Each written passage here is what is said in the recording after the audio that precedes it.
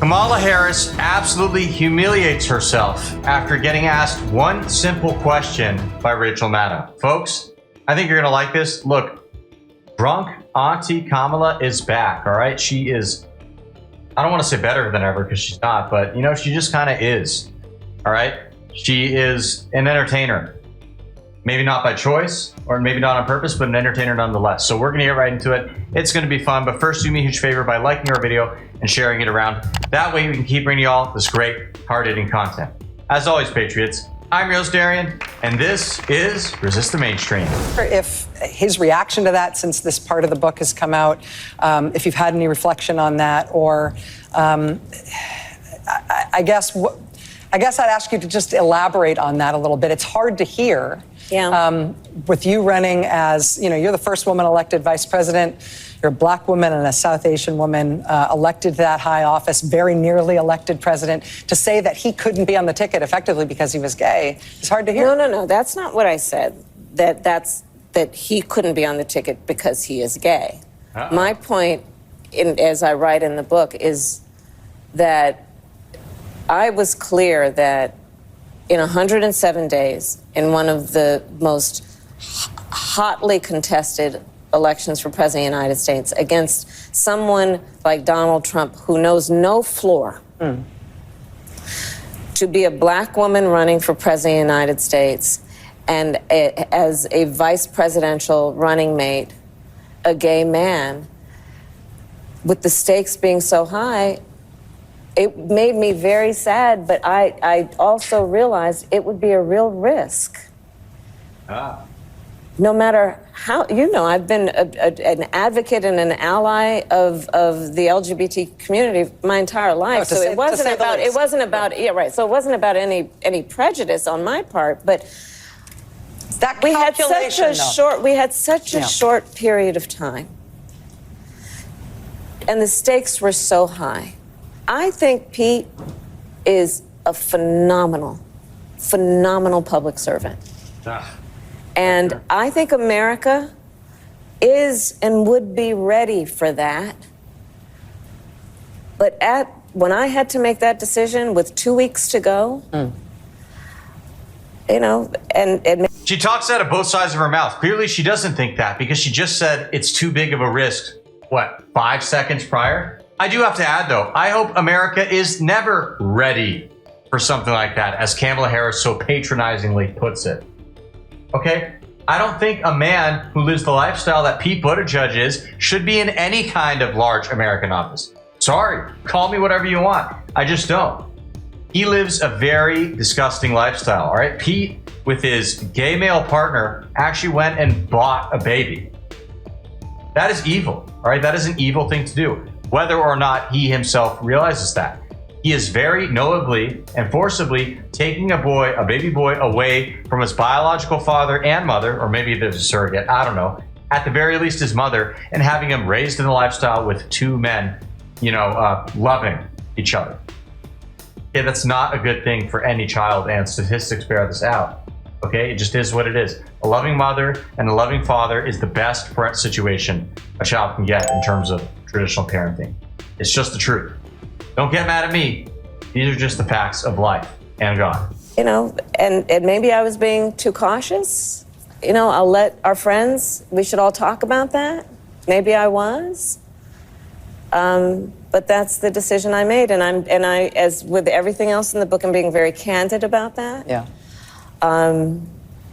With a great deal of sadness about also the fact that it might have been a risk. While you're distracted by the headlines, insiders are getting ready. Billionaires, big banks, even foreign governments, they're all quietly hoarding gold and silver. They know the dollar is being devalued. They know the next crash is coming.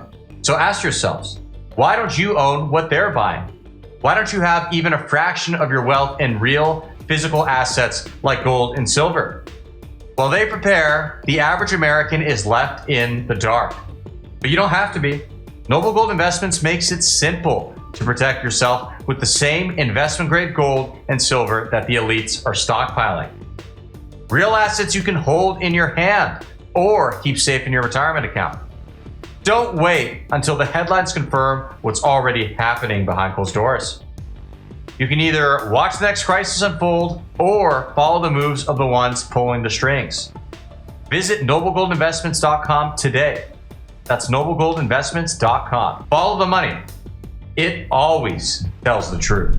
But folks, that is not all. Get ready, because you're about to see Kamala Harris babble incoherently as she tries to say, I don't even know what, to Rachel Maddow. Thank you, Rachel. It's good to see you. Thank you. It's good to be here. It's weird to talk about you with you sitting here and me pretending you're not here. Oh, So it was it's nice awkward for me, too. It's okay. How have you been? I am well, yeah, all things considered. Yeah. I am well. How have you been taking care of yourself since the election? You know, I have an incredible family. I've been spending more time with them than I had for quite some time, cooking, and writing, and reflecting, and, you know, talking to a lot of people, making a lot of calls, receiving a lot of calls. So I've been busy. Let me talk to you about this capitulation thing. Yep. This really landed with me. I feel like we're all in the middle of it, but you articulating it in the way that you do, you've become the patron saint of I told you so, in terms of people understanding the sort of warnings and predictions that you made about what Trump would be like. But you say, I predicted all of that. I warned of it. What I didn't predict was the capitulation. The billionaires lining up to grovel, the big media companies, universities, so many major law firms, I will note, including your husband's. Yeah, and he spoke out about it. He's been very vocal in criticizing it. You said they've all been bending to blackmail and outrageous demands. Yeah. Why did you not predict the capitulation? And what do you make of the effort to try to put some steel in the spine of those institutions? So, as you know, I am a lifelong public servant. And, but I've worked closely with the private sector over many years. And I always believed that if push came to shove, those titans of industry would be guardrails for our democracy, for the importance of sustaining democratic institutions. What a word salad. Mom, Auntie Cammy, you gave her the wine again, didn't you? I told her not to give it to her. She's been downing sangria since she got here, and it is bad. Jokes aside, this public servant label drives me absolutely nuts. It is just so ridiculous and arrogant. Who exactly are you serving? You know, I mean, public servant, we're serving you. You're the one getting paid with our tax money. And, well, apparently a lot more than our tax money, given how these types of public servants often see their net worth explode after going into office, despite taking a salary of, you know, $100,000 or so a year. You'll see Nancy Pelosi, for instance, who's got a net worth of, I think, tens of millions of dollars. How does that happen? Similar stories to the Obamas. And yeah, it's a little bit weird. I don't know how much public servantry stuff they're actually doing. One of my uncles had a big joke about this, what politics is. Polly is many, ticks are things that suck your blood. Many blood-sucking animals, they would say. You know, I mean, he would say. He's got a point. And one by one by one, they have been silent. They have been, you know, yes, I use the word feckless. It's not like they're going to lose their yacht or their house in the Hamptons. And here's the thing. Democracy sustains capitalism. Capitalism thrives in a democracy. And right now we are dealing with, as I called him at my speech on the ellipse, a tyrant. We used to compare the strength of our democracy to communist dictators. That's what we're dealing with right now in Donald Trump. And these titans of industry are not speaking up. And perhaps it is because his threats and the way he has used the weight of the federal government to take out vengeance on his critics is something that they fear, and I get that. I understand why they do. We've seen the demonstration of it. Okay. Perhaps it is because they want to please him and nominate him for a Nobel Prize. Perhaps it's because they want a merger approved or they want to avoid an investigation.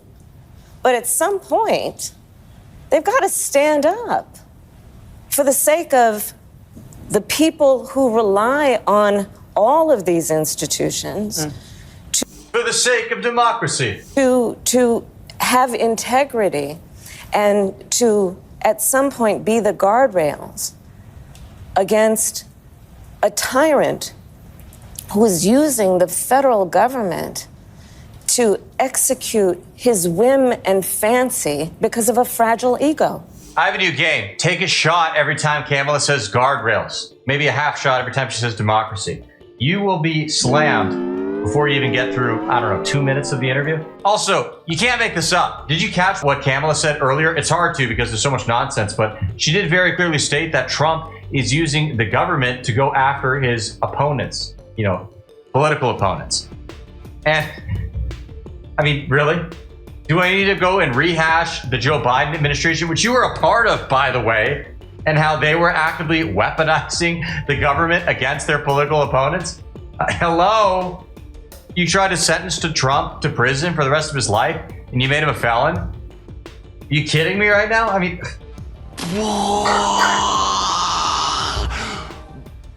It's just so insanely absurd. My only hope and takeaway from this interview is that Trump needs to actually go after his opponents more, use government action against them more, specifically the leftist opponents, not anybody who's, you know, right-wing of him or anything like that. That's what we need to see, and that's what I want to see. But what do you guys think? Let us know in the comments, all right? We want to hear your thoughts. Let us know what you thought about this video, what you want to see in the future, and if you have not already, hit that subscribe button down below, and that way we will see you again soon. Thanks for tuning in, and God bless.